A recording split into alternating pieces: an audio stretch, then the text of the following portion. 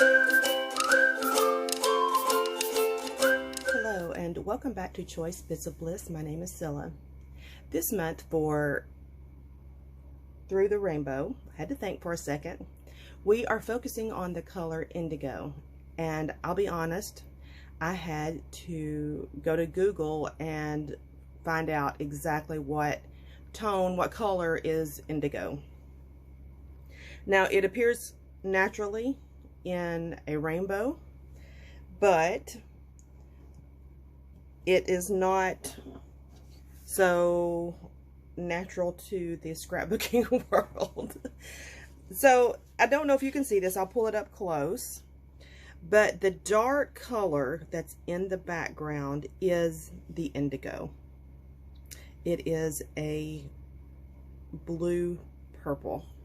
So I could not find a lot of that color in my inventory. So this is going to be leaning more to the purple focus, but it is in this paper. So I will try to use this paper most so that I honor the commitment for this challenge. I've also brought in some of these postage stamps from Color Theory. And recently, one of my employees got in, she's really big into the planners. And she got in Simply Gilded order that she did not like the color scheme. And I told her I love the color scheme. Now, I'm not into planners, but I felt like I could use some of this on my layout.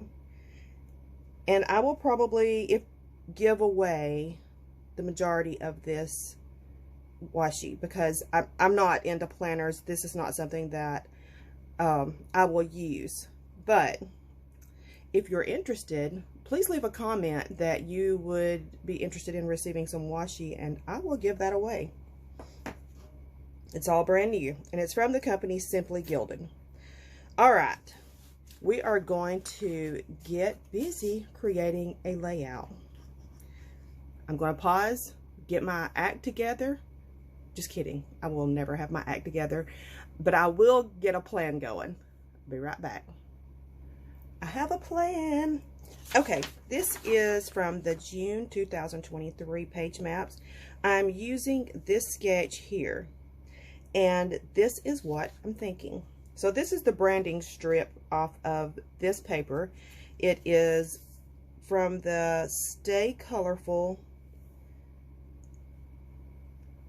collection by Dear Lizzie. The paper is called Bell Bottom Blue, and I'm going to use that branding strip at the top, and I'm going to use, this is the B side to this paper, and I'm going to use it to do my scallops on the bottom. And then I will map my photos and then create a tag. I will come right back. I went into my overflow room, and because I have weird colored cardstock in there, and I thought, what if I had a cardstock that was close enough? And look at that, it's almost identical. It's the exact color. Okay, this is what I'm going to map my photos in. I'm going to use this cardstock. Okay, we have a plan. I'll be right back. So I want to put something in my tag here, and I thought, let's see if I can find something that weird color in my ribbon, because I found the cardstock. You know, it could happen again. And I found this from Stampin' Up. My friend Samantha is, she's my dealer. And I think I ordered this from her. I'm going to cut that at an angle. And we're going to trim that one at an angle. And of course it's going to act funky. Try that again. Come on.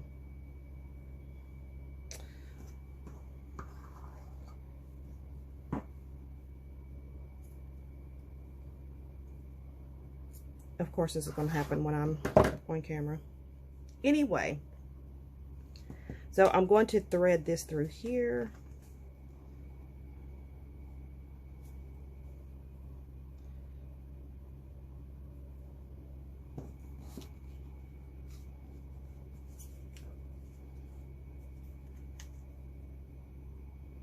I'm going to trim those again because I don't want a long tail on this.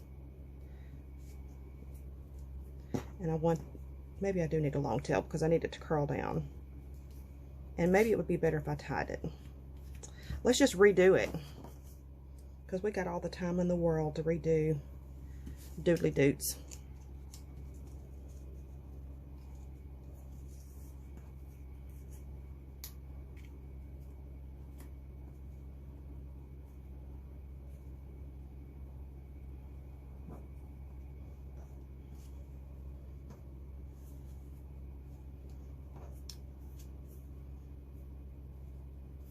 I'll fiddle with that off screen. I'm going to glue those ends down because I want them to kind of trail away.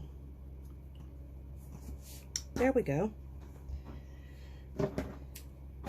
So anyway, I was telling you that Samantha Kinnaman is my Stampin' Up! Dealer, consultant, whatever, however they're called now. All we have left is my branding strip that I'm going to place up here. I need to trim that down to 8.5. So when you're using the page map sketches, they do not come with measurements. And what I used as my reference was the photos.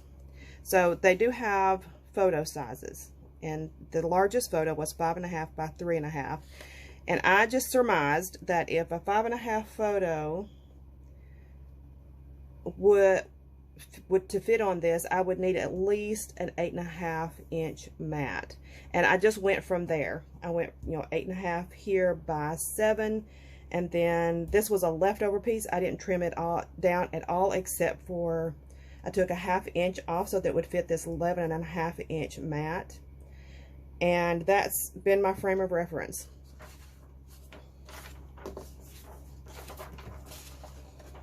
So we're going to trim this down to 8.5.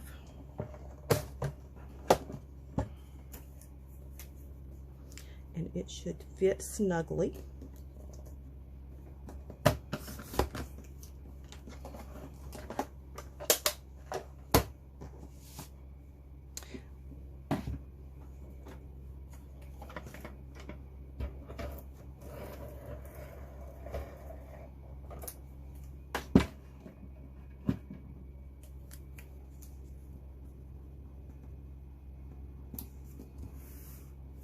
Okay, so the base of this layout is completed. I now just need to add some clusters, and I will have this finished. So give me one moment and I'll be right back. I had finished this layout and finished this video, and then I decided to go a different direction with my title so that it was not giving away personal information, and it just says wonderful. And I also changed the placement of this little cluster of hearts. I just spread them, kind of sprinkled them out in a different manner. And then I used, I'm not real fond of the bows, so I made sure I covered those up. But this is going to be the finished layout. I wanted to show you what I used. So off of this sheet, I used 1, 2, 3, 4 stickers. Off of this sheet, I used 1, 2, 3, 4. Off of this sheet, I used 1, 2. Off of this little sheet, I used 5. I did not use any of these. Off of this sheet, I used 3, 4, 5, 6, 7. So I used quite a bit of the stickers. And what do I have left of my papers? Give me 1 second, because I got to pull some out of the trash. All right. This layout, I consider myself having used 4 pieces of paper. Once I cut into it, I count it as used. If I use scraps, I do not count having used additional paper, because it's already been counted. So this is all I have left.